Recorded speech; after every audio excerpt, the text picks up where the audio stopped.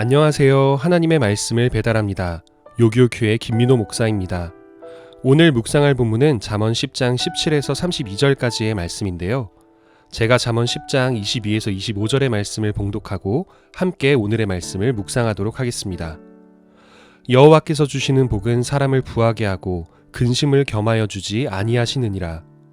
미련한 자는 행악으로 낙을 삼는 것 같이 명철한 자는 지혜로 낙을 삼느니라. 악인에게는 그의 두려워하는 것이 임하거니와 의인은 그 원하는 것이 이루어지느니라. 회오리 바람이 지나가면 악인은 없어져도 의인은 영원한 기초 같으니라. 유명 연예인이나 운동선수가 국가에서 법으로 금지한 마약이나 약물을 사용하였다가 적발되어 사회적 파장을 일으킨 경우가 참 많습니다. 재벌들이나 성공한 사업가들의 경우에도 약물을 남용하였다가 중독되거나 적발되는 경우가 종종 있습니다.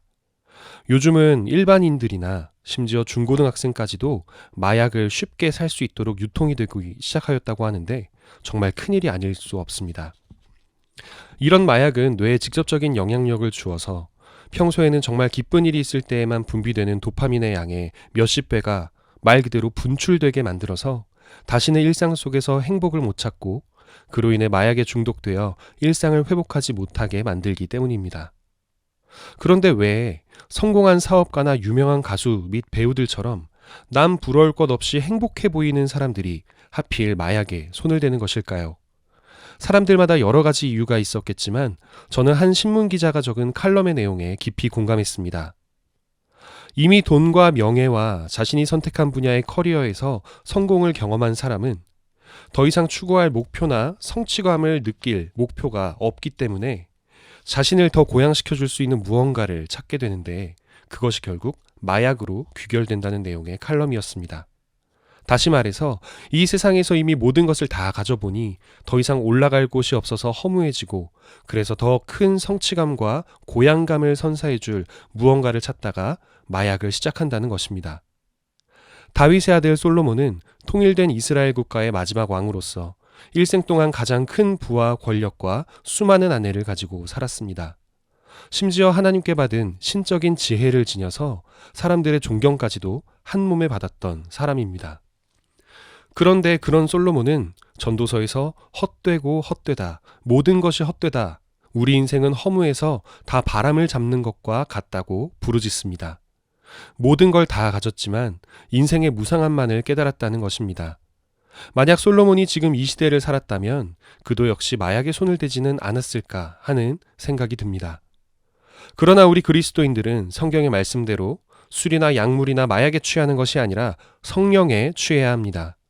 에베소서 5장 18절의 말씀입니다. 술 취하지 말라. 이는 방탕한 것이니 오직 성령으로 충만함을 받으라. 만약 마약을 시작해서 인생이 나락으로 떨어져 버린 저 유명 인사들이 모든 것을 다 이루었다고 허무함을 느껴 약에 취하는 것이 아니라 성령의 충만함을 입어 자신이 이룬 명예와 지위와 돈으로 타인을 구제하고 봉사하는 일에 매진하였다면 얼마나 좋았을까요?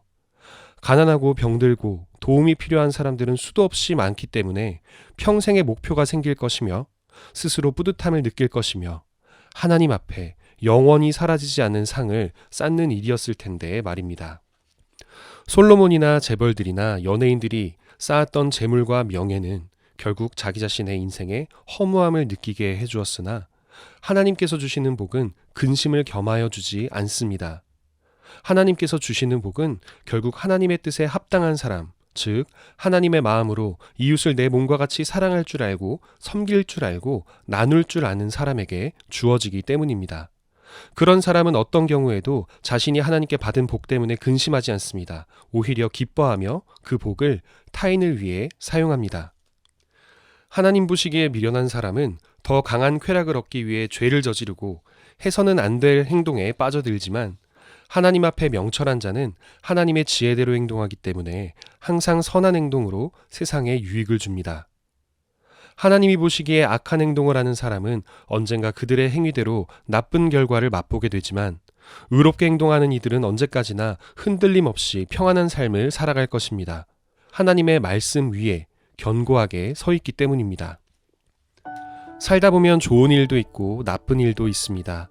잘 나갈 때가 있는가 하면 인생이 왜 이렇게 꼬였나 싶고 하나님을 원망하는 마음이 들 때도 있습니다. 하지만 25절의 말씀처럼 인생의 회오리 바람이 지나갈 때 악인은 없어져도 의인은 영원한 기초 위에 선 것처럼 흔들림이 없을 것입니다. 그러니 여러분은 하나님의 말씀대로 살아가시기 바랍니다.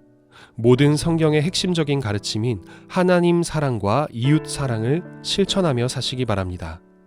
주일 예배와 매일 말씀 묵상을 게을리하지 마시고 하나님을 사랑하며 사십시오. 동시에 사람들에게 조금이라도 선을 베풀고 양보하는 이웃 사랑을 실천하며 사십시오. 그렇게 하나님의 말씀 위에 우뚝 선 삶을 살아가는 이들에게는 인생의 시련과 풍파가 있을지언정 그 회오리 바람이 지나간 뒤에 악인들은 사라져도 의인들은 여전히 하나님의 말씀 위에 서서 흔들림 없이 평안한 삶을 살아가는 것을 보게 될 것입니다. 악하게 사는 사람들의 성공을 부러워하지 맙시다. 흔들리지 않는 하나님의 말씀 위에 서 있읍시다. 영원한 생명을 바라보며 하루하루를 성실하게 사랑하며 살아가는 저와 여러분이 되기를 진심으로 소망합니다. 오늘의 말씀을 이렇게 적용하기를 원합니다. 내가 하나님께 복을 받을 만한 선한 삶을 살고 있는지 되돌아보고 하나님의 말씀대로 순종하며 실천하는 하루를 보냅시다.